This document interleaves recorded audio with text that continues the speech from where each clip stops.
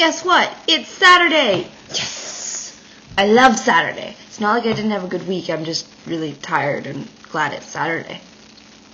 You have now been gone for 20 days, which is an actually significant amount of time, and I think it's okay to actually start missing you now. I really miss you, Aiden. I don't know what's up with my speakers, but it's on this end too, so sorry.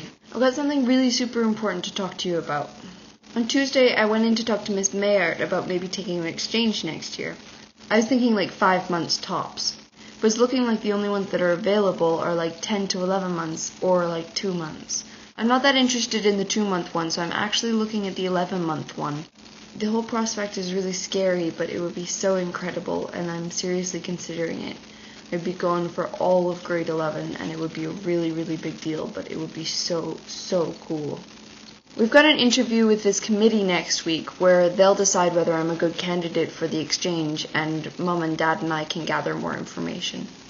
I really don't know that much yet, so I'll keep you posted. I don't even know what country I want to go to. In other news, the US government gave up on being a government on Tuesday. Yes, really, I'm not exaggerating. They were just like, screw it. Do you remember Obamacare? It was a healthcare bill that was a really big deal in 2010. It was upheld by the Supreme Court and was going to come into effect like October 1st, when the US redid their budget.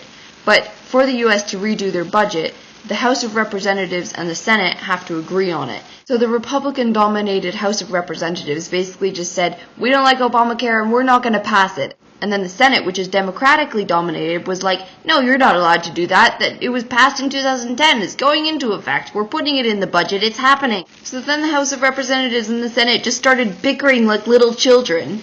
And then they just kind of gave up. They were like, if we can't agree on Obamacare, we might as well just not have a government.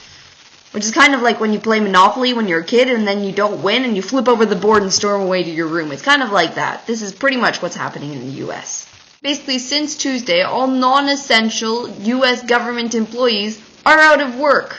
The military and border crossings and like food safe people are still working, but like parks and museums and like everything else, they're all closed down. Like seriously. There are 800,000 people who are not working right now and not getting paid.